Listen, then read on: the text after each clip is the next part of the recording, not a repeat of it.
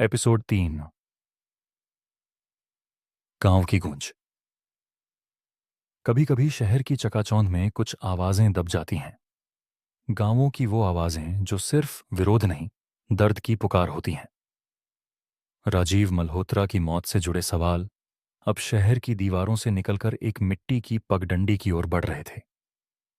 Scene transition. एक jeep गांव की ओर जा रही है। धूल उड़ रही है। ऑफिसर अर्नव और उसका वफादार पर हमेशा चाय के भूखे साथी जिग्गी पहुंचते हैं वसुंधरा गांव। वो गांव जिसे एक मॉल की नींव बनाने के लिए मिट्टी में मिला दिया गया था।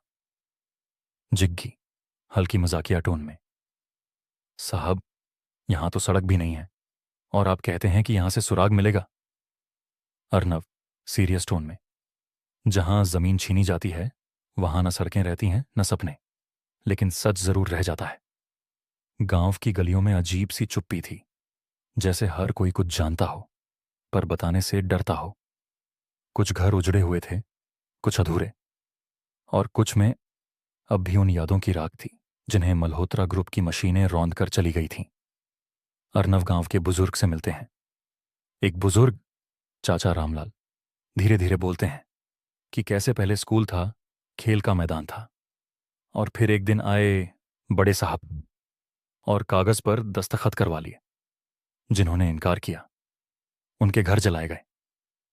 रामलाल की आवाज टूटी बिखरी, हम तो बस लड़ रहे थे बाबूजी, पर लड़ाई में हम ही मिटा दिए गए। जिग्गी चुप होकर पहली बार गंभीर होता है। साहब, ये तो सड़कों वाला मर्डर नहीं, ये तो इतिहास है खून का। तभी अर्नव को एक नाम सुनाई देता है, रघुवीर। एक ऐसा नाम जिसे सब धीरे से लेते हैं, जैसे डरते हों। कहा जाता है उसका बेटा विरोध में सबसे आगे था, और फिर एक दिन वो कहीं नहीं मिला। अर्नव की आवाज धीरे और सख्त।